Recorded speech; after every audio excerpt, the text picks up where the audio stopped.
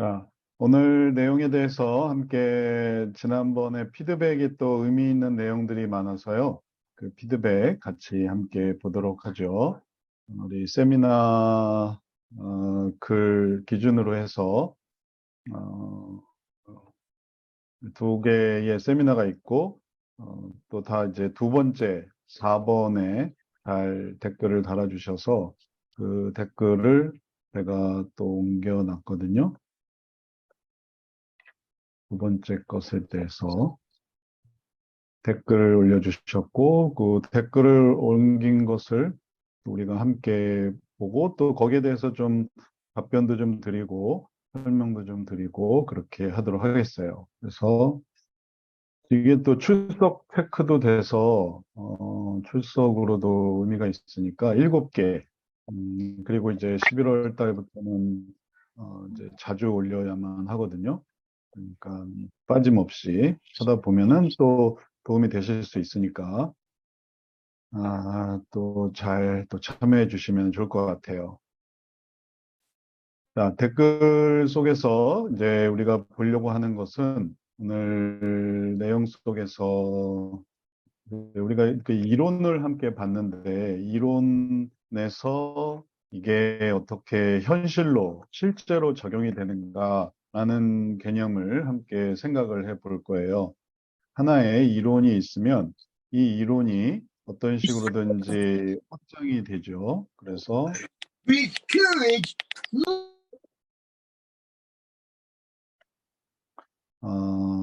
하나의 이론을 이렇게 생각을 하게 되면 이게 처음에 나타나는 우리가 배운 그런 내용이 되는 거죠. 그리고 요걸 원리라고 생각을 해 볼 수가 있겠어요. 이 원리를 가지고 잘 적용을 해서 다음 단계로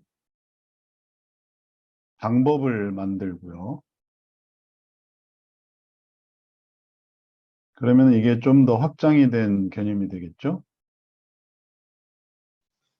그럼 여기다가 방법을 만들어서 원리를 가지고 방법을 구현할 수 있고, 그리고 그런 방법은 이제 원리와 연결되는 방법이 되겠죠.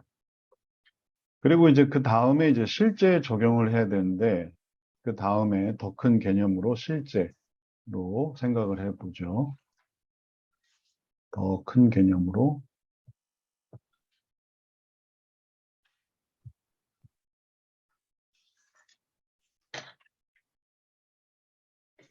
실제를 생각해 보면 실제에서부터 원리까지 도달하기 위해서는 좀 더 많이 이게 또 이어져야만 하는 것을 생각을 해 볼 수 있겠어요. 그걸 이제 우리가 이제 코멘트에서 보게 돼요.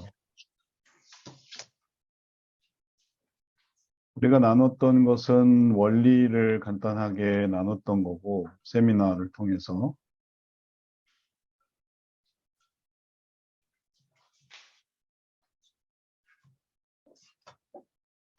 근데 이 원리에서 방법을 나아가서 이 방법에서 실제로 나아가야 이제 이게 적용이 되는데 아직 여기서 이렇게까지 가는 게 이제 좀 더 생각해 볼 부분이 되는 거죠. 구현을 해내야 되니까. 그 다음에 여기서 조금 더 나아가서 그런 방법을 어떻게 실제로 적용할 수 있을까? 이런 얘기들을 하다 보면 이게 이제 전반적으로 가정에서 배웠던 예를 들면 마음을 다룬다라는 하나의 내용을 삶의 각각의 영역에 잘 적용을 해볼 수 있어요. 개인적인 영역에도 또 가정의 영역에도 그리고 또 교회의 영역도 생각을 해볼 수 있죠. 그래서 그걸 각각의 삶의 영역들에 교회에 적용을 해보고 그리고 그 이외에 더 확장된 거는 또 좀 더 넓은 세계인데 학교라든지 아니면 직장 생활에서 이걸 어떻게 적용해 볼 것인가 그리고 사회생활에서 이걸 적용해 보는 거는 전부 다 여기서 내가 원리를 이렇게 실제로 이렇게 적용해 보는 걸 해보다 보면 그러면 발전될 수 있겠어요. 가정에도. 그 다음에 또 교회 생활에도 적용을 해보고 이런 식으로 다 모든 영역에 이렇게 확장을 시키는 거죠. 이러기 위해서는 좀 더 시간이 필요하긴 한데 기본 개념이 이렇게 되니까 우리가 봤던 하나의 원리를 어떻게 하면 이렇게 방법으로 그리고 실제로 연결시킬 수 있을까 이런 고민들을 우리가 또 계속 해봐야만 하겠어요. 자, 지난번에 내용에 대해서 피드백을 정리를 해봤어요. 신정옥 사모님이 해주신 얘기부터 함께 보죠. 몇 년 전에 저희 아들이 제가 보기에 잘못한 것을 혼을 내고 또 정답을 말했으나 아들이 더 노여워했던 일이 기억납니다. 그러면은 이제 우리가 얘기 나눴던 마음을 다뤄야 한다. 부모 상담, 마음의 변화의 중요성. 마음의 변화의 중요성을 우리가 함께 했죠. 그리고 마음의 변화의 중요성에 대해서 행동의 변화가 아니라 마음의 변화에 초점을 맞춰야 한다. 같이 얘기를 났고, 그다음에 마음을 고백하도록 또 마음이 바뀔 때 변화가 이루어진다. 마음이 변화돼야 된다. 그럼 이걸 이제 이 상황에서 어떻게 적용할까? 이제 이걸 이제 생각을 해 볼 수 있는 거죠. 수원에서 공부를 한 지 오랜지라 자녀의 마음에 대해서 들었지만 정작 제 자녀에서 적용하지 못하는 이렇게 되면 이건 우리 모두의 얘기죠. 저 자신도 마찬가지예요. 제가 강의를 하지만 우리 아이들의 마음에 대해서 제가 신경을 못 쓰면은 저도 동일한 이 원리는 아는데 방법에서 확장이 안 되고 그걸 실제로 이어가는 이걸 못하는 거죠. 요리사에서 요리도 다 할 줄 알고 한식, 양식, 중식, 뭐 모든 요리에 대해서 다 통과를 하고 또 이제 이제 깨닫고 있고 그 다음에 그걸 할 수 있는 사람인데 집에서는 라면만 끓여 먹을 수 있는 거예요. 안 하면 그렇게 되는 거죠. 사 먹을 수 있는 거. 그러니까 이걸 이렇게 하고 이렇게 하기까지 이제 이런 방법들이 이제 우리가 고민해야 될 부분이 되겠어요. 모든 교육의 원리가 다 그렇죠. 원리는 원리대로. 그걸 내가 사용하지 않는다는 거지. 그걸 나는 어디서 사용하냐면은 직장에서는 사용을 해요.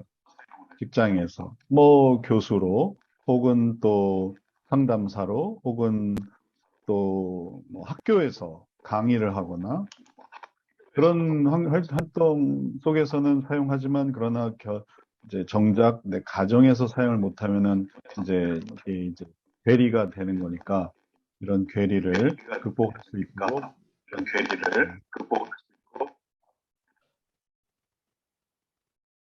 괴리를 극복할 수 있도록 이제 우리가 필요한 부분을 또 잘 할 수 있어야 되겠어요. 이제 그걸 이제 우리가 고민할 거예요. 저희 자존심을 내려놓고 다시 아들이 어떻게 이렇게 되었는지 사연을 자세히 듣다 보니 서로 오해가 있었던 것을 발견했습니다. 그리고 오해가 풀리니 제가 말해주는 정답도 소공을 잘하며, 아, 음, 소공을 잘 하고 대화가 잘 되었던 일이 생각이 납니다. 사연을 듣지 않고 말하는 자는 미련하다고 했는데 성경에 나와 있는데 저의 잘못과 욕구를 보게 되었던 기억이 나네요. 소원에서 배운 원리를 현재 10대의 저희 자녀에게 적용했어서 참 감사합니다. 그래서 요 고백을 잘 해주셨는데 이 고백이 이제 우리 모두가 이제 익숙하게 해야 되는 그런 내용이 되겠어요. 결국은 이 부분이 중요한 거예요. 저희 자존심을 내려놓고. 그래서 아무리 그걸 해도 이걸 적용하기 위해서 제일 힘든 건 뭐냐면은 나예요, 나. 나의 그런 어떤 욕심 혹은 나의 감정. 이걸 극복하지 못하면 이게 어떻게 되냐면, 뭐, 이건 저 자신도 마찬가지인데, 여기에 이렇게 벽이 생기게 되는 그런 식으로 벽이. 이쪽으로는 잘 되죠. 배운 것도 있고, 또 그걸 가르치는 것도 잘하고, 뭐 사회적으로도 다 좋고 교회 생활도 다 좋은데 근데 가정에서 그래서 이 가정에서는 뭐 어떠해야 된다라고 하면은 그럼 이제 이 부분은 이게 벽이 생겨버리고 그 벽을 넘어야만 하는 거죠. 여기서 잘 말씀해 주신 게 자존심이고 그 이외에 다른 것들도 있죠. 자존심 혹은 뭐 고집 혹은 욕심 뭐 이런 것들이 있어서 그걸 넘어서면은 그러면 이걸 적용할 수 있는 거고 그걸 넘어서지 못하면은 그러면은 할 수가 없는 거예요. 자, 이러한 점을 우리가 잘 생각을 해서 그럼 이제 얘기가 좀 더 실제적이 돼가는 거죠. 어떻게 하면 이런 마음을 다룬다라는 이 하나의 원리를 다뤄야 한다. 마음의 변화의 중요성. 이 마음을 다루는 것이 우리들에게 중요한 부분인데 부모 상담에서 근데 이거를 어떻게 하면은 잘 이렇게 실현할 수 있을까? 이제 이런 고민들 속에서 자기 자신의 변화를 생각을 해볼 수 있겠어요.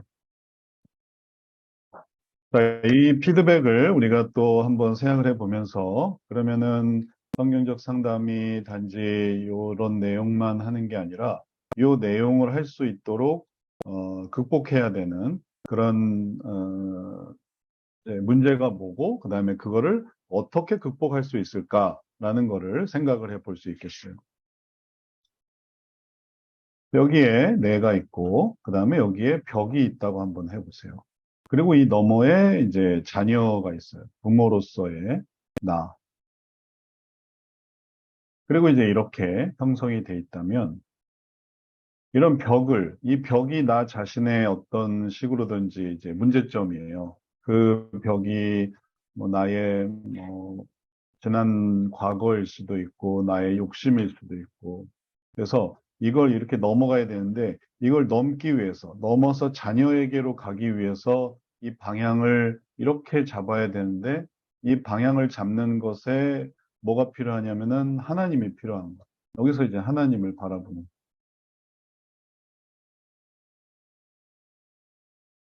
저도 이제 오늘 수능인데, 저 큰딸이 이제 고3 때 얼마나 스트레스를 많이 받았는지, 수능 전에 엄마 아빠랑 엄청 싸우고 그래서 그때 진짜 아주 어 고생했던 게 생각이 나요.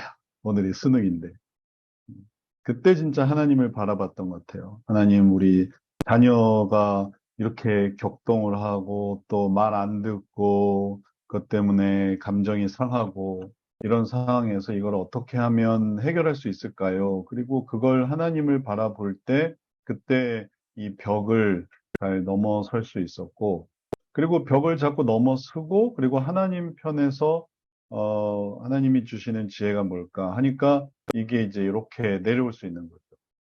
그래서 여기서 일로는 못했을 텐데 하나님을 생각을 하고 이렇게 내려오니까 그 다음에 어떻게 되냐면은 내 마음도 어, 또 새로워지더라고요.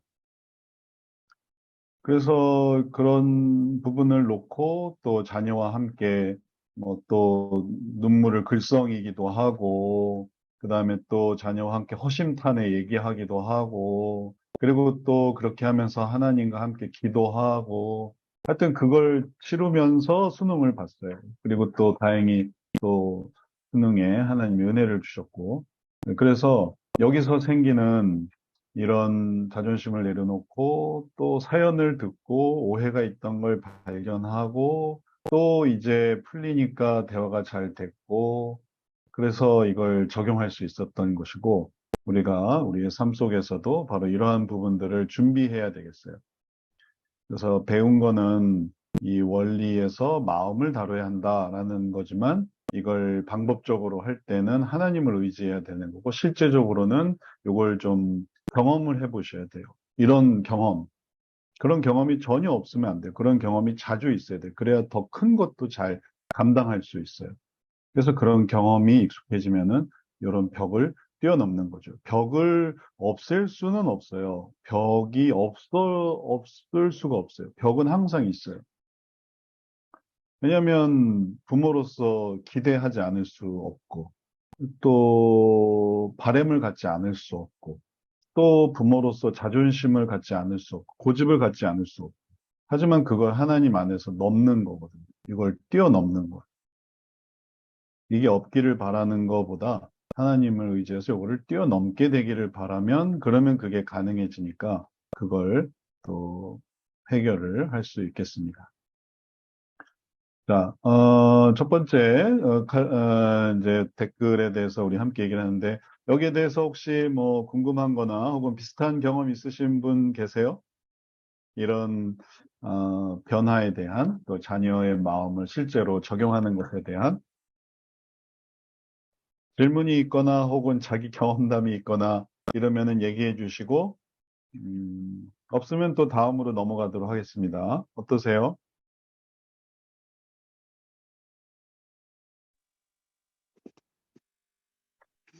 네. 그러면은 또 다음으로 넘어가 보도록 하죠. 말씀하실 분 계셨어요?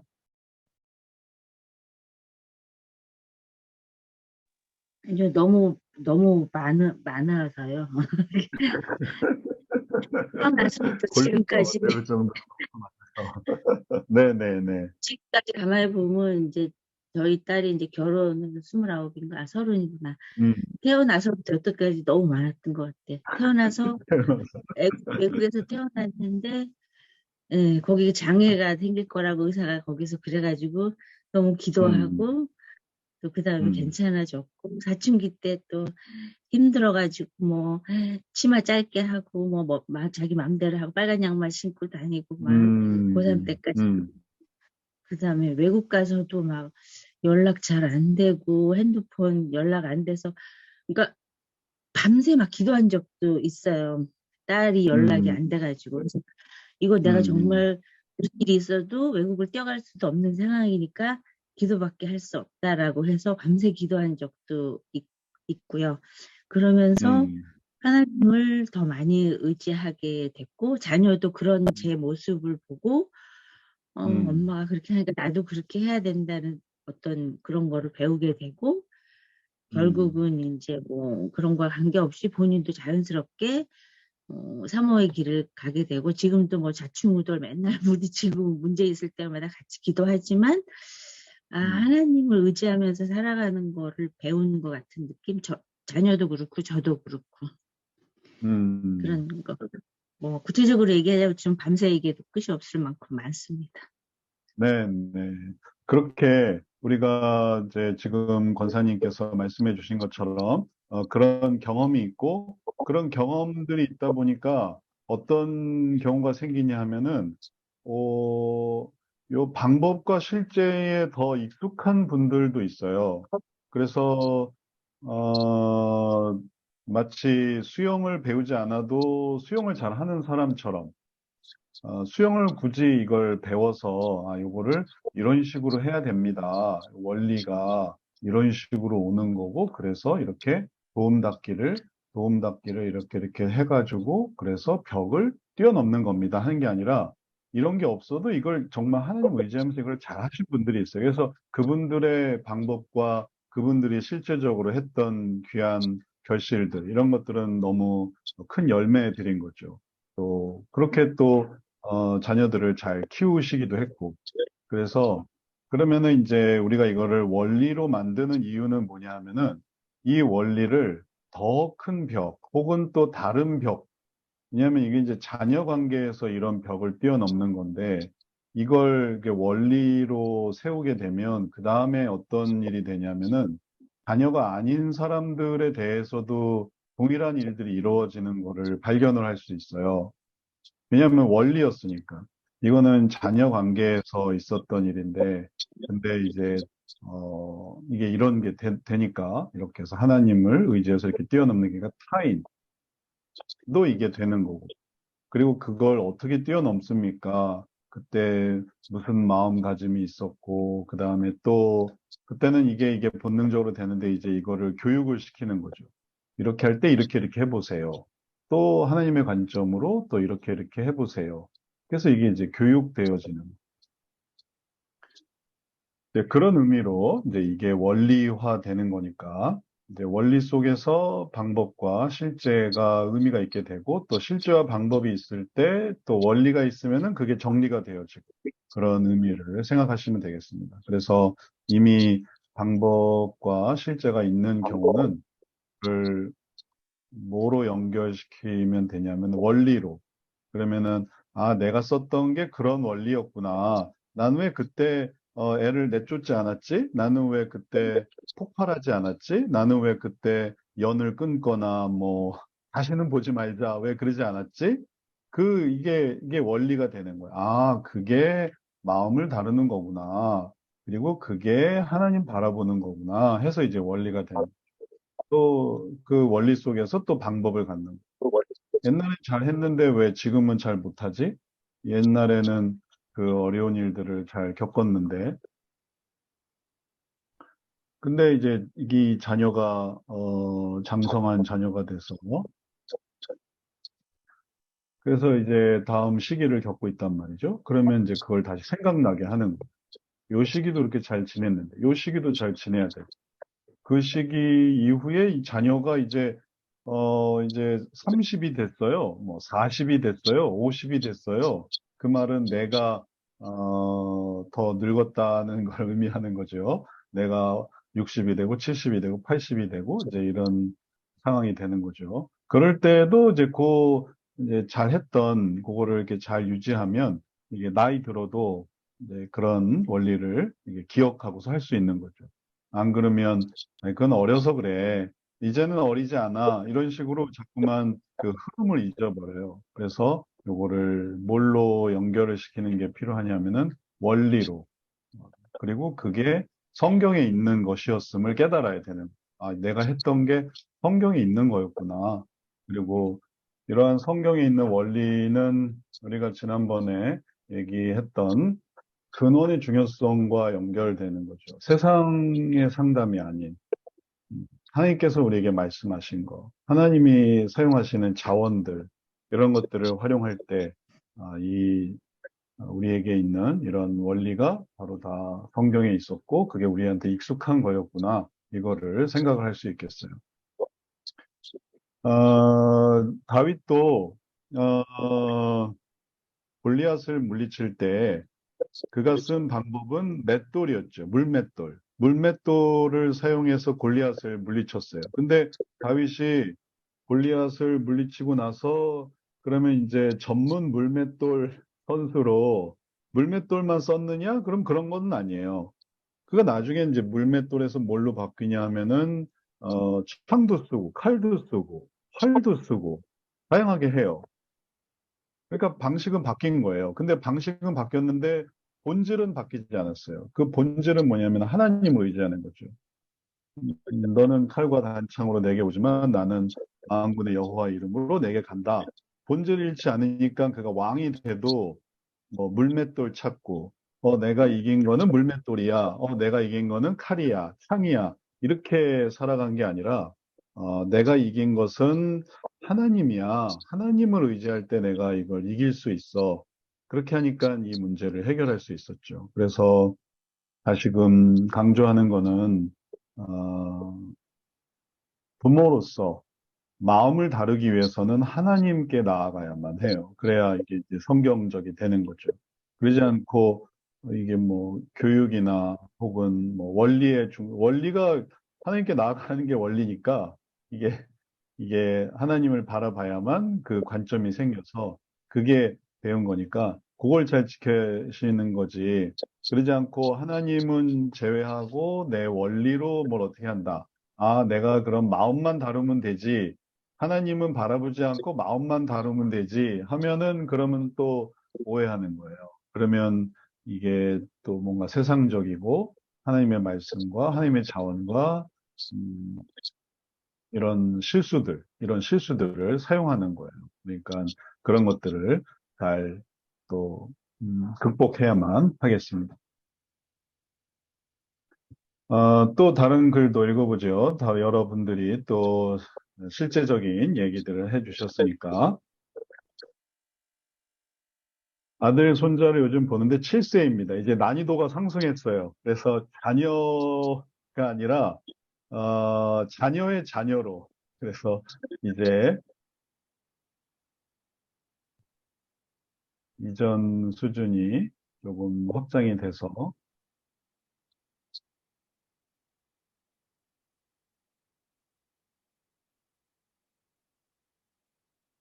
이전 수준이 좀 확장이 돼서 자녀의 자녀로. 그 전에는 내 자녀였는데, 그러니까 이제 나이 차이가 이제 뭐 한 30년 됐죠. 근데 이제는 사모님이 손자를 보는데 7세예요. 근데 지금 사모님이 지금 이제 연세가 있으신데 이제 거의 한 6, 70년 차이로 지금 자녀의 자녀를 보고 있는 거예요. 난이도가 더 커졌죠. 그래서 내가 낳은 아이들은 나의 의지를 갖고 양육했지만 손자는 좀 어려운 것 같습니다. 그래서 손자의 그런 어떤 난이도의 문제를 또 얘기하고 계세요. 그때는 핸드폰도 없고 게임도 하기 힘든 때였지만 요즘은 친구들이나 아는 형들이 게임을 하니까 실세, 실세 손자의 어려움이 이제 게임에 있는 거죠.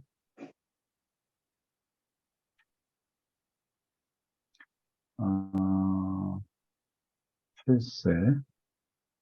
필세면은 이제 8세 학교 가기 전이 되겠어요. 할머니로서 필세 손자를 양육한다. 게임 중독이 될까봐 걱정이죠. 아는 형들이 게임하고 있으니까. 손자는 넷플릭스에 나오는 영상을 반복해서 보고 요즘은 게임도 합니다. 요즘 이제 그 인터넷이 발달하다 보니까 아이들에게 재미와 즐거움을 추구해 주기 위해서 이게 아이러니한 거예요. 그게 그만큼 통제도 있고 계획도 있고 이런 것도 같이 가야 되는데 넷플릭스, 유튜브, 그다음에 또 핸드폰, 타블렛 이런 것들이 계속 공급이 되면서 그러면서 이제 통제 불능으로. 근데 그게 사실은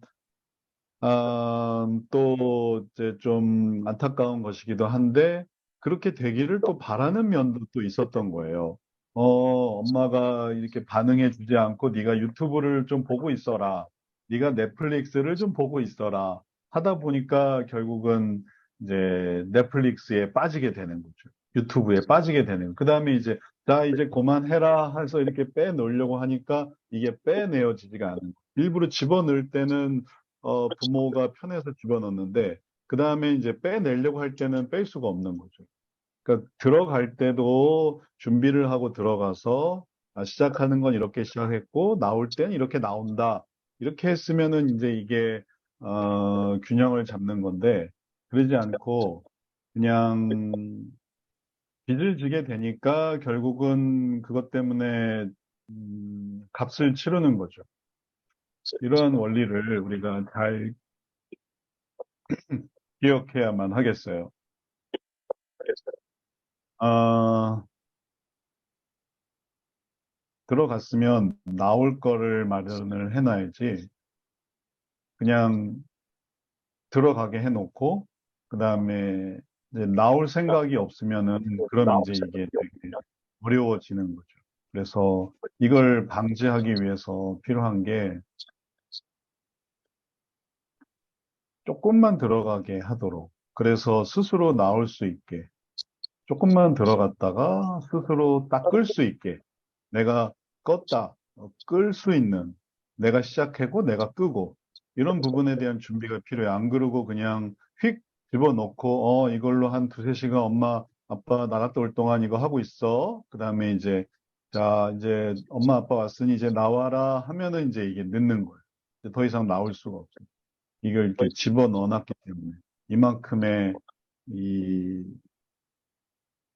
그러니까 아무 준비 없이 계획 없이 이런 게 됐기 때문에 그 다음엔 이게 힘든 거죠. 그래서 이제 이게 많은 사연들이 지금 이렇게 되고 난 다음에 문제예요.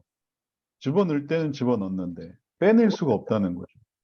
그래서 집어넣었을 때의 이 문제점을 자각하지 못하면 이렇게 빼놨다 하더라도 그 다음에 또 그런 일이 생겨요. 안 볼 수는 없잖아요. 그 다음에 더 심하게 집어넣게 되는 거죠. 그리고 또 이거를 또 빼내는 걸 또 생각해 보세요. 이걸 빼내기 위해서는 두 배로 더 힘들어요. 악순환은 이제 이런 것들이 지속이 되는 거죠. 그리고 그 다음에는 더 큰 중독이 기다리고 있는. 이제는 불가능해지는 거죠. 이렇게 집어넣기 때문에. 그래서 이렇게 집어넣어지는 거를 막기 위해서는 이걸 생각을 해보셔야 돼요. 이렇게 되는 거. 이렇게 진행된다고 해보세요. 이런 식으로. 그럼 이제는 뺄 수가 없는데 반대로 이걸 이렇게 하고, 그다음에 이렇게 하고. 그럼 이거는 이제 스스로 나오는 거죠. 내가 껐다가 내가 끄고. 끄자, 그러면 끄고. 지금은 꺼야 돼 해서 끄고. 엄마가 탁 꺼주는 거 말고, 그건 우리가 지금 얘기한 이 마음을 다루는 것에 관한 얘기가 아닌 거죠. 내가 확 꺼줬으니까. 뭐, 전기를 확 내려버린다든지, 혹은 코드를 확 뽑아버린다든지, 그걸 탁 잘라버린다든지. 그래 놓고 나면, 그 다음에 그거는 마음을 다룬 게 아니었기 때문에, 그 다음에 그게 어떤 식으로 확장이 될지 이제 모르게 돼버려요. 그걸 그렇게 해버렸기 때문에. 그 다음에 그런 일들이, 이게 되는구나. 우리 아빠가 이거를 코드를 탁 잘랐듯이 나도 유치원 가서 코드 탁 잘라야지. 우리 아빠가 저걸 탁 저렇게 했듯이 나도 저걸 저렇게 해야지. 하고 이렇게 가만히 보고 있다가 그걸 배워요. 제가 재미있는 기사를 읽었는데, 보더콜리라는 견종이 있대요. 보더콜리. 보더콜리 견종은 얼마나 똑똑한지 주인이 하는 걸 보고 배운대요. 학습을 한다는 거.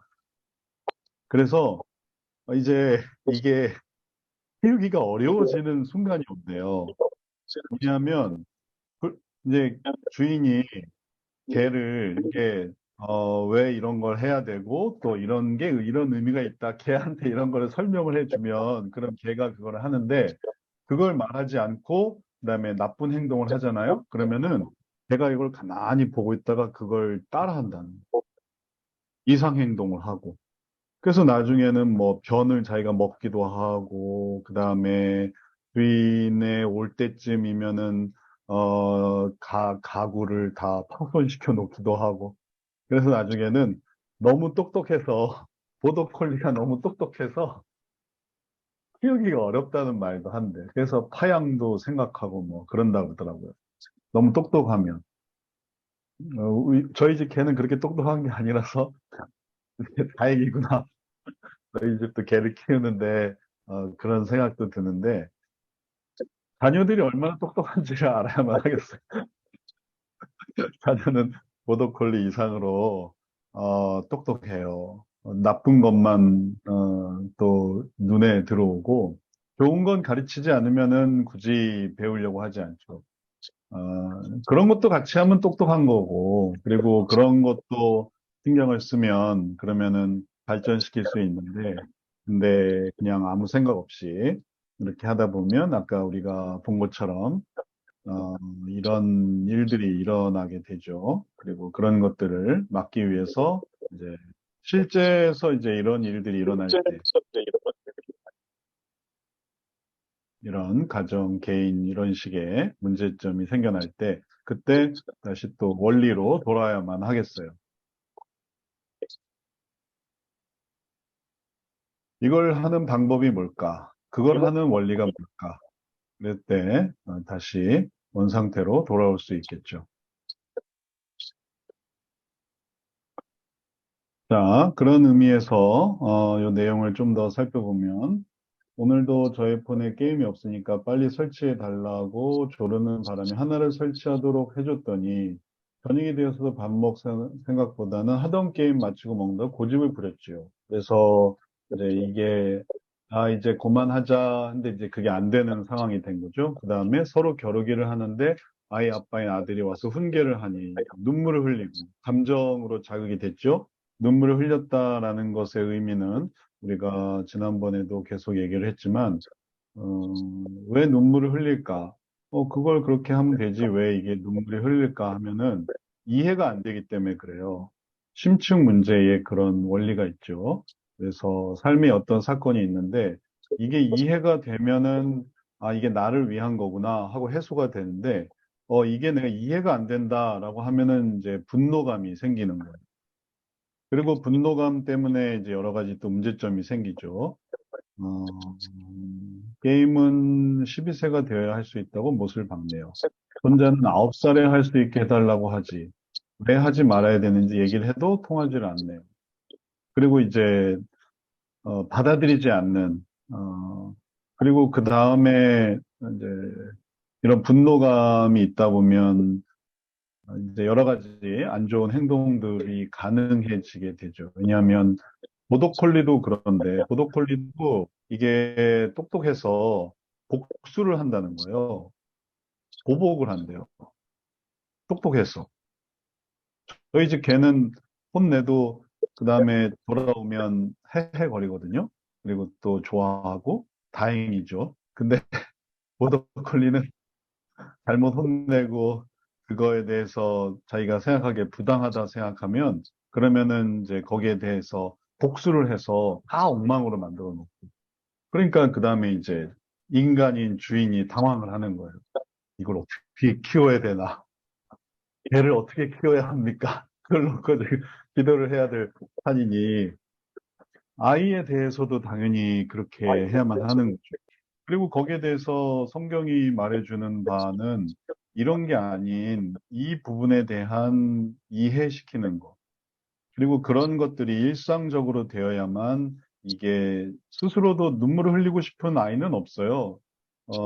그렇게 자극되고 싶은 그런 자녀는 없는 거예요. 근데 이제 오죽하면 이제 이렇게 되는 거거든요. 그리고 그런 것들이 다 문제 행동으로 나아가게 되고. 그래서 여러 가지 거짓말이라든지 아니면은 또 일탈 행동으로 나아가게 되고, 이제 그러면 이제 손 쓸 수 없는 상황이 되는 거죠. 이런 상황을 손 쓰기 위해서 쓰는 방법들이 뭐 좋은 거라면은 괜찮지만 이런 행동들을 하느니 차라리 이런 게 더 훨씬 나은 거예요.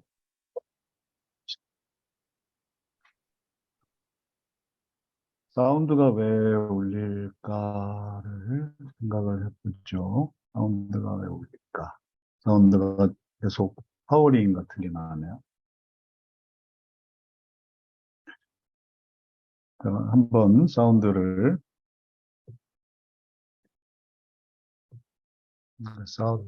어떻게, 네.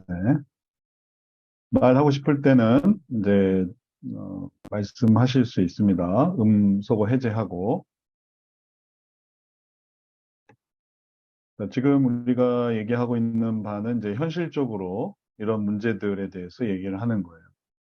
어, 아빠가 이제 그림 성경 읽으면 미디어를 보게 하는데 우리 집에 와서는 무조건 TV를 손자가 오자마자 스스로 켜서 보니까 택도 있지 않네요. 그러니까 이게 난이도가 높다는 거예요. 이게 만만치 않다는 거죠. 이 7세 아들이 손자가 예전 어, 키우던 아들보다 더 어려운 상황이 된 거예요. 7세 손자가. 예전 큰아들, 둘째, 셋째, 넷째 다 키우고, 그건 다 잘했어도, 이제 60, 70이 된 할머니로서 7세 된 이 손자의 이런 행동을 막을 수가 없는 거죠. 우리 집에 와서는 할머니 집은 천국이란 말이죠. TV 혼자 와서 켜서 보고, 책도 읽지 않고, 아기 때부터 철저한 지도를 해야 되는데, 악이라고 허용하는 것이 지금은 자기 멋대로 하는 습관이 되어버렸습니다. 그래서 이제 이런 자각하는 내용이에요. 그래서 이걸 스스로 들어가고 나오고 이걸 계획적으로 해야 되는데 그러지 않으니까 스스로 파고 들어가고 또 파고 이제 나오지 못하고 이런 일들이 생기는 거죠. 요즘 한 명만 자녀를 낳아서 키우는 가정의 문제점이 점점 커지고 있어요. 그래서 물론 이것도 있어요. 그러니까 이게 없다는 게 아니에요. 한 명만 낳았기 때문에 이런 것도 있고. 근데 또 뭐도 있냐면은 이런 것도 있어요.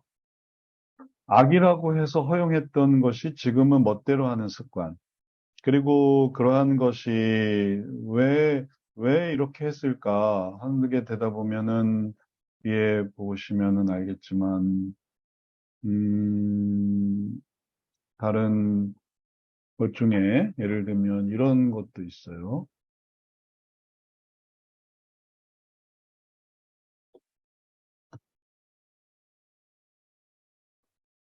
친구 같은 부모, 편한 부모가 되고 싶은 마음이 있었는데, 그리고 그런 게 성경적인 모습이 아니고 그 결과를 이제 이 시기에 이제 알게 되는 거죠. 그러면 안 된다는 거. 친구 같은 부모가 되어서는 안 된다는 거. 근데 일반적인 심리학에서는 친구 같은 부모, 편한 부모, 자유로운 부모, 그런 부모를 강조하지요. 근데 그렇게 해가지고는 부모가 그리스도의 장성한 분량에 충만한 데까지 이른다든지 아니면은 우리가 보았던 것처럼 그리스도의 모습을 자녀에게 형성한다든지 이런 거는 어 이루기가 어려워져요. 이전에 악심을 품고 떨어질까 조심한다든 죄의 유혹으로 완고하게 되지 않는다는 친구는 그렇게 하는 게 아니거든. 주의 교훈과 훈계로 양육하라. 친구는 그렇게 하는 게 아니에요. 친구 같은 부모는 주의 교훈과 훈계를 양육하는 부모가 아니고 그냥 같이 놀아주는 부모인 거죠. 그러니까 하나님 말씀대로 하려면 이런 것들을 할 수가 없고 그래서 이제 결정을 해야만 하는 거예요. 그러면 심리학적으로 할 것이냐 아니면은 성경적으로 할 것인가. 그리고 성경적으로 하게 되면 그러면은 아까 우리가 보았던 어, 악이라고 허용했던 것. 그 다음에 한 명만 자녀를 낳아서 키울 때 어떻게 해야 되는지. 그럼 한 명을 낳을 수밖에 없잖아요. 또 요즘 세대에. 뭐, 더 낳고 싶으면 낳지만, 뭐, 또 형편상 안 되는. 그럼 그 한 명을 어떻게 키울 것인가? 친구로 키울 것인가? 아니면은, 어, 주의 교훈과 훈계로 양육할 것인가? 이제 이런 것들을 이제 부모가 결정해야만 하는 거죠. 근데 이걸 예를 들면 네 명을 낳아서 키웠다라고 해도 악이라고 허용하기 시작하면 그럼 이제 음, 좀 힘들어지는 거죠. 이런 네 명의 아기가 있는 거죠. 통제 불능의 네 명의 아기가 그럼 이제 감당하기가 좀 힘들어지겠죠. 그래서 아기 때부터 허용보다는 철저하게 습관 지도를 해야 한다는 생각이 이제 들고, 그래서 그걸 했었으면, 그러면, 아, 내가 뭘 어떻게 한다라는 개념이 있겠죠. 내가 이걸 들어갔다가 나온다, 들어갔다가 나온다. 그리고 이걸 들어갔다가 나올 수 있다라고 한다면은 모두 가능하냐면은 올라갔다 내려오는 것도 가능해져요. 이게 가능하다면. 그게 불가능한 게 아니고, 올라갔다가 내려온다. 그래서 열심히 올라갔다가 또 시간 되면 또 열심히 또 내려오는 거죠. 거기에만 있는 게 아니라. 그러면 더 좋은 수준도 가능해지는 거죠. 더 높이 올라갔다가 또 내려오는. 이건 좋은 거죠. 근데 이제 이건 안 좋은 건데, 왜냐하면 이건 의지적으로 되는 게 아니니까 이런 거거든요. 이건 이제 빠지는 거니까. 근데 이렇게 비교를 해보세요. 어느 게 더 좋은지. 그래서 자녀들이 필요한 부분을 잘 관리하고 통제하고 어디에 갖다 놔도 뭐 같이 살던 지방에 있던 해외에 있던 자기가 하는 일을 통해서 하나님께 더욱 나아가는 그런 삶을 살아가는 게 그렇게 가리키는 게 좋은지 그리고 그걸 감당하는 게 좋은지 아니면 계속 이런 식으로 더 빠져서 세상에 더 물들어가게 하는 게 좋은지. 그리고 그런 부분에서 하나님께서는 성경 속에 좋은 가르침을 다 보여주셨고, 그런 가르침을 잘 따라가다 보면, 그러면 이런 모습으로 변화될 수 있겠어요. 그걸 이제 정말 아주 실제적인 부분으로 알려주셨고, 또 이런 것을 통해서 우리들이 이게 실제에서 이런 게 필요하구나, 그리고 그걸 하는 게 지혜구나라는 걸 깨닫는 거고, 또 그걸 할 수 있는 원리를 우리는 또 준비하는 거죠. 그리고 그것이, 마음의 변화의 중요성이고, 또 마음이 바뀔 때 또 변화가 일어나는 거예요. 그리고 더 나아가서 가정에 대한 성경적인 의미도 그럴 때 생기는 거고, 자녀의 변화를 위해서 부모가 할 수 있는 일들, 그것도 다 성경에 나오는 일들을 이제 우리가 잘 해 나갈 수가 있겠어요. 그래서 이런 것들은 단순히 이 TV를 어떻게 쓸 거냐, 뭐 이런 것뿐만이 아니라 뭐 학습을 어떻게 할 거냐, 혹은 또 대인관계를 어떻게 할 거냐, 뭐 이런 부분으로 계속 확장이 될 수 있겠어요. 이거는 TV는 하나의 여가 생활이고, 여가 생활을 어떻게 할 거냐 하는 건데, 그러다 보면 그게 가정도 마찬가지거든요. 부모를 어떻게 대하고 또 형제를 어떻게 대할 거냐. 그럼 교회에 나가서도 교회에서 어떻게 또 살아갈 거냐. 어떻게 또 예배에 참여할 거냐. 또 학교에 나가서는 선생님을 어떻게 대하고 또 친구들 어떻게 대하고 선후배간에 어떻게 해야 되고 직장에 나가서는 또 사회에서는 이게 다 그런 원리가 적용이 될 수 있는 거죠. 그래서 우리가 근원에서 모르던 걸 아는 것도 중요하고, 또 잘못 알고 있는 거를 바르게 아는 것도 중요하고, 그런 것이 부모로서의 필요한 의식이 되겠습니다. 자, 요 두 번째 코멘트에 대해서 혹시 또, 질문이 있거나 아니면은, 또 자기의 사례를 얘기하시거나 그러실 분 계세요? 두 번째 사례에 대해서?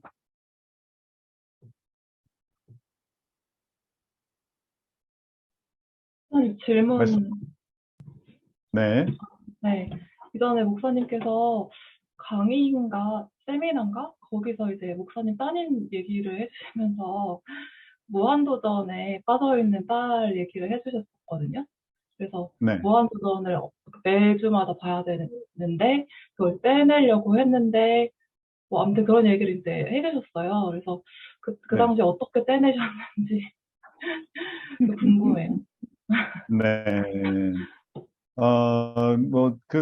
다음에 뭐, 무한도전, 그 다음에 또 아이돌, 별의별 위기가 많았죠. 또, 그 다음에 뭐, 다이어트, 뭐, 근데 이제 늘 강조했던 거는 뭐냐면, 거기에 매이면 안 된다. 그리고 꼭 그걸 해야만 한다라는 그런 개념에 이렇게 사로잡히면 안 된다. 너가 주도를 해야지. 네가 할 수도 있고 안 할 수도 있고 하는 거지. 난 그걸 꼭 해야만 해. 뭐 나는 아이돌을 꼭 가서 봐야만 해. 또 뭐 나는 드라마를 꼭 봐야 돼. 난 이 프로그램을 꼭 해야 돼. 그러면 그건 너한테 매이는 거다. 그거를 볼 수도 있고 안 볼 수도 있고 또 이걸 할 수도 저걸 할 수도 있고 그럴 때 너가 자유로운 거다. 그런 것들을 이제 많이 가르쳤죠. 근데 뭐 지금은 나이가 많이 들어서 이제 기억이 좀 가물가물한데 다시 이제 누군가에게 그런 조언이 필요해서 말한다면 이렇게 말할 수 있겠어요. 그럼 방향을 하나 세우고 그 다음에 내가 꺼주는 게 아니라 내가 이제 저희 딸한테 이제 설득하는 거죠. 네가 꺼라, 네가 그만하고 네가 아빠가 들은 얘기, 아빠가 말하는 것에 너가 공감하고 그래서 너가 책도 볼 수 있고 혹은 친구도 만날 수 있고 뭐 다양하게 할 수 있는데 그 시간에 친구도 안 돼, 뭐도 안 돼, 뭐도 안 돼, 나는 이것만 해야 돼라고 하는 게 너한테 사로잡히는 거 아니냐라고 말해주고 그 다음에 좀 반응을 기다리는 거예요. 당연히 그냥 제가 딱 꺼주면은 난리 나죠. 아빠가 왜 끄냐고 그거를. 아빠가 무슨 권리로 그걸 끄냐고 막 난리 나죠. 그러니까 제가 그걸 꺼줄 수는 없고. 그러니까 너무 격하게 반응하니까 설명하는 거예요. 그런 걸 생각을 해봐라. 그리고 그걸 이제 환기시켜 주는 거고. 그리고 또 기다리는 거고. 그러다 보니까 얘가 이제 그걸 이해를 하더라고요. 그걸 좀 꾸준히 얘기를 하다 보니까. 그런 부분은 생각해 봐라. 다음 주도 한번 도전해 봐라. 그리고 단지 이제 무한도전, 옛날에 이제 무한도전 할 때뿐 아니라 뭐 다른 것도 식습관이나 뭐 여러 가지 취미 생활이나 이런 것에서도 그걸, 아니, 그래라. 그럼 너 하고 싶은 대로 해. 하지 않고, 아니다. 한번 또 생각을 해봐라. 거기에 매이지 않도록 해봐라. 그리고 그게 옳은가? 이게 판단해봐라. 이렇게 기회를 주고, 그리고 때를 기다리니까 자기도 그게 뭔가 브레이크가 걸리는 것 같아요. 들을 때. 처음에는 못해. 금지가 아니라 그게 조금 내가 이게 그런 면도 있네. 이런 식으로 한기, 생각의 어떤 전환. 그리고 그걸 조금씩 나도 이걸 해볼까? 근데 그게 처음에서야 의미가 있지. 한창 빠져있는 아이들을 그렇게, 그러니까 너무 늦어버리면은 좀 곤란할 것 같아요. 너무 빠져 있으면. 그럼 이제 시기가 이제 좀 늦은 거거든요. 근데 이제 그때를 기다려주고, 그리고 또 그런 부분에서, 또 하나님의 도우심을 기다리고, 또 같이 얘기하고, 그러다 보니까 또 이제 하나님을 의지하게 되고 또 변화가 있었어요. 나중에 또 대학을 가서도, 저희 딸이 대학을 가서도 뭐 여러 가지 뭐, 빠져 있는 게 많았어요. 그래가지고, 이런저런 일들 때문에 참 걱정도 많이 하고, 기도도 많이 하고 그랬거든요. 근데 이제 그럴 때마다, 저희 아내는 놔두라고, 그냥 하고 싶은 대로 하게 놔두라고 그러는데, 아, 내가 생각하기에는 그런 건 좀 아닌 것 같아서, 기회가 있는 대로 꾸준히 얘기는 해줬죠. 한번 생각해 봐라. 너가 분별해 봐라. 그러지 말라가 아니라, 그게 옳은가 생각해 봐라. 그러니까 얘가 그거를 또 생각하더니 기회가 되더니 내가 하는 게 조금 과잉된 것 같아요. 뭐 대학에서 친구들 통해 선배들을 통해 뭐 이런저런 막 이걸 받을 때는 막 흥분돼가지고 막 격동되고 선동돼가지고 막 이렇게 빠져 있다가 이런저런 경험을 하더니 그게 꼭 옳은 것만은 아닌 것 같아요. 혹은 또 나는 이런 생각을 할 수 있을 것 같아. 이런 생각을 하더라고. 그래서, 그래, 그걸 또 한번 키워봐라. 이제, 그래서 얘기를 많이 했어요. 그런 얘기 많이 하고, 그리고 시간을 갖고. 그러다 보니까 조금씩 방향이 이렇게 틀어지더라고요. 그래서, 빠져있는 그런 모든 부분에서 얘기할 수 있는 거는, 마음을 다루고, 시간을 갖고, 하나님 의지하고, 이제 안 좋은 건 뭐냐면은 그냥 흥분하는 거. 부모가 흥분해서. 그러면 이렇게 흥분 상태도 부모님이 그걸 이게 쉬운 게 아니기 때문에 나중에는 에라 모르겠다 이렇게 해버리게 돼요. 그러면은 이걸 꾸준히 할 수가 없는 거죠. 교정하는 원리가 그런데 교정하는 게 한 번에 그냥 이빨을 확 바꾸는 게 아니라 조금씩 압박을 주니까 그 압박이 결국은 이제 더 발전된 그런 위치로 나아가는 그런 계기가 됐던 거거든요. 그런 것처럼 그런 것들을 좀 생각해 볼 수 있을 것 같아요. 네. 자, 그러면, 하나만 더 보고 좀 쉬도록 하겠습니다. 다 우리의 그런 어떤 상황들인데요. 부모 상담이 부부 상담보다 심적으로 더 큰 부담감을 갖고 있다는 것을 발견하게 됩니다. 자녀 문제는 어디를 찔러봐도 어리석음과 아픔이 묻어납니다. 실수를 통해 배우는 것도 있다 하지만 실패를 최소화하는 것이 가장 지혜로운 것 같습니다. 아주 너무 좋은 말씀이고 계속 기회가 있어요. 그 기회가 그 다음 시기에 오거든요. 그래서 아유, 이 10대는 포기했어. 20대의 기회를 보자. 이렇게 10대는 포기했어. 이후도 다 포기했어. 이런 게 아니라 10대는 어려움이 있었지만 20대에서는 좀 뭔가를 해보자. 그렇게 소망을 가지시면 되겠어요. 자녀 문제에 있어서. 뭐 지나간 건 어쩔 수 없거든요. 아이가 어렸을 때 못했던 거는 어쩔 수 없지만 그 이후에 할 수 있으면은 또 감사한 거고. 또 초중고 시기에 못했던 게 있다면은 그러면 이제 대학 혹은 졸업 이후로 해볼 수 있는 걸 할 수 있는 거고. 또 4, 50대도 또 해볼 수 있는 게 있어요. 그런 소망을 갖지 않으면 이제 옛날에는 좋았었더라도 점차 이렇게 떨어질 수밖에 없거든요. 근데 소망을 가져서 실패했었지만 혹은 아쉬움이 있었지만 다음에 이렇게 해야지 하면은 또 나중엔 또 잘 되는 경우가 있거든요.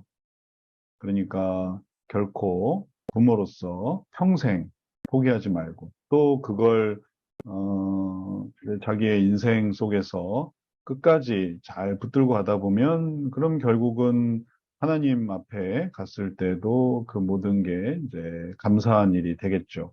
부모를 통해 부모 됨을 통해 하나님의 은혜를 또 깨닫거든요. 그리고 그 은혜를 전달해 주는 거죠. 하나님의 은혜가. 그 다음 세대로. 그래서 하나님의 은혜가 있고 그 은혜가 부모님에게 아버지로서 혹은 어머니로서 은혜가 있고 그 다음에 그 은혜가 전달이 돼서 자녀에게로 또 은혜가 이어지죠. 아들 혹은 딸. 그 다음에 이 아들, 딸이 또 아버지, 어머니가 되고 각각 그리고 또 하나님이 그를 만나주시고 아브라함의 하나님, 이삭의 하나님, 야곱의 하나님처럼 그럼 또 그 밑에 또 아들, 딸이 있고 그리고 또 그 아들, 딸이 또 다른 아버지, 어머니가 되고 그럼 하나님은 이 아버지, 어머니의 하나님이었고 그 아들, 딸의 하나님이었고 또 그 아들, 딸의 하나님이었고 하나님은 모든 그런 세대에 하나님이 되어 주시는 거예요. 그러니까 뭐 여기 시작도 사실은 그 전부터 내려온 거죠. 그러니까 결국은 이렇게 생각해 보면 그 아버지가 되고 어머니가 되고 각각의 이런 모습들이 결국은 이런 식으로 반복이 되는 거예요. 아들, 딸이 또 어머니가 되고 아버지, 어머니 속에서 그 아들, 딸이 어머니. 그렇게 해서 하나님과의 관계에서 또 이런 식으로 또 연결되고 이게 계속 연결되니까 그런 속에서 끝까지 하나님을 바라보는 소망이 필요하겠어요. 부모 상담, 근원의 중요성에 대해서 그리스도 안에 있다. 그리고 그것이 진리임을 생각하면 그러면은 그것을 유지할 수 있겠어요. 진정한 변화를 거부한다. 왜냐하면 인간의 교만과 죄성에 근거하고 있기 때문에. 그래서 부모로서 하나님이 내게 뭐라고 말씀하시는가. 이걸 계속 생각하면 그러면 요거를 잘 이루어낼 수 있어요. 벌써 자세가 다르잖아요. 어떻게 하면 이 나라를 잘 다스릴 것입니까? 하는 것과 어떻게 하면 내가 이 나라를 잘 즐길까? 완전히 이제 자세가 틀려요. 자녀도 마찬가지예요. 이 자녀를 내가 어떻게 하면 내 원하는 대로 한번 만들어 볼까? 그러면 이제 벌써 의식적으로 망한 거예요. 그렇게 생각하면. 그 자녀가 내 자녀가 아닌데, 하나님이 주신 자녀인데, 어떻게 하면 하나님의 뜻대로 이 자녀를 키울까? 그러면 조금 더 지혜로운 판단을 할 수 있겠죠. 그래서 성경적인 모습을 간직하고, 그러면은 그게 세상 모든 부모에게 있는, 어, 존경받고 싶은 욕구, 그런 존경받고 싶은 욕구에 사로잡히지 않고, 하나님께서 기뻐하시는 그런 욕구, 소원, 세상 사람들의 존경받고 싶은 욕구가 아니라, 이제 그런 것들을 잘 깨달아야 되겠어요. 그러니까 이게 결국은 심리학으로 이게 변형이 되는 이유는 왜 그러냐면, 욕구가 그것을 자극하기 때문에 그래요. 이게 이렇게 해서 이렇게 진행될 수 있는 것을 심리학에서는 다른 원리를 제공해서 그걸 할 수 있다라고 말하는 거죠.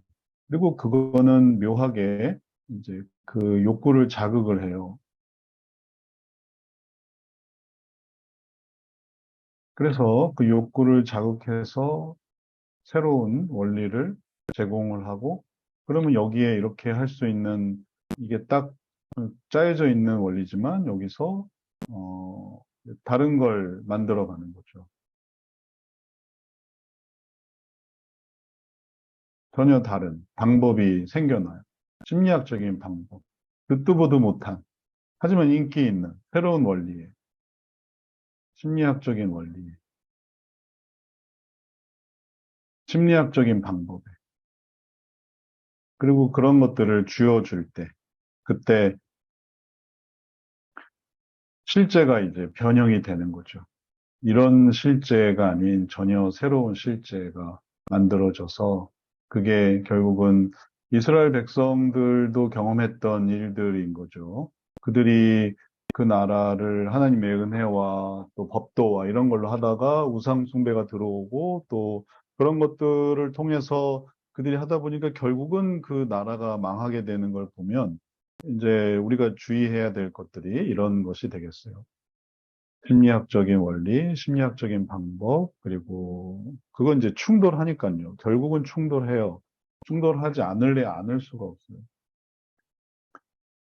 이런 부분에 우리가 좀 더 지혜를 갖고, 그래서 심리학 원리, 또 심리학적인 그런 자각, 이런 것들을 경계하면서 하나님께서 보여주시는 그런 지혜로움으로 하게 되다 보면, 그러면은 심리학적인 실제, 그 실제 속에서 이제 여러 가지 안타까운 일들이 생기니까 요걸 이제 자각을 해야만 하는데, 왜냐하면 이제 요걸 바꾸려고 하는 거거든요. 여기에 이제 물들었다고 한번 생각을 해보세요. 심리학적인 원리와, 그리고 그걸 하는 이유는 그게 또 좋은 면이 있었기 때문에 그런 거거든요. 그래서 이렇게 돼 있는데 요거를 이걸로 바꾸려고 해요. 성경적인 원리, 성경적인 방법, 성경적인 실제로. 그러려면 이렇게 움직여야지, 그러지 않고 똑같은 실제라고 생각을 한다면 그러면은 혼란스러울 수밖에 없어요. 요거를 우리 방향은 요거를 이렇게 바꾸고 심리학적인 원리를 성경적인 원리로 바꾸고,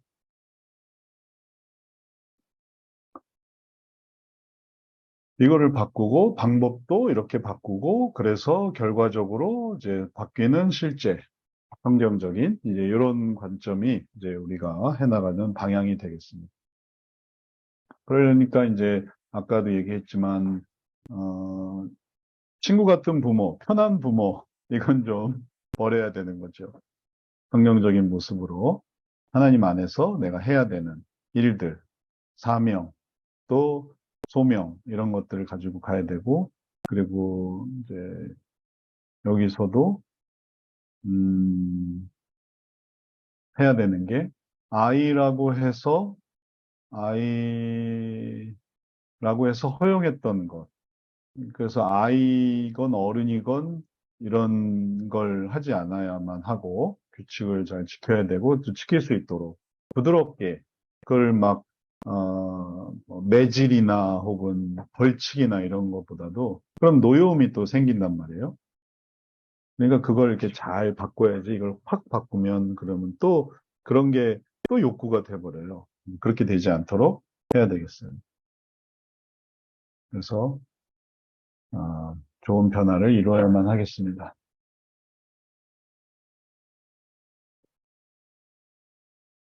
다른 부분도 또 비슷한 얘기겠죠.